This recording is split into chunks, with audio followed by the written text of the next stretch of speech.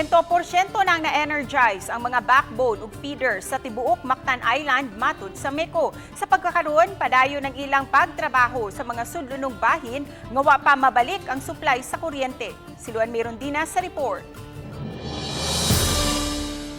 Sayo nga nangandam kining mga personnel sa MECO kaganihang buntag. Usa ka team ang gitahasan sa pagtaod sa mga nangaguba og nangahanaw nga mga transformers sa barangay Gunob ug Basak.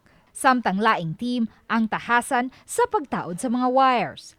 Matod ni Engineer Gilbert Pagobo, Senior Vice President ug General Manager sa MECO, nga 100% na nilang na-energize ang tanang mga feeders ug backbones sa tibuok Mactan Island. Ug padayon na karon ang ilang pag-ayom-ayom ug pagpasiga sa mga interior portion nga wa pa mabalik ang supply sa kuryente. We are now focusing on the restoration of individual customers.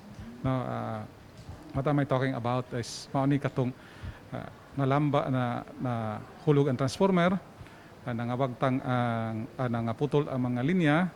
So we are on that now.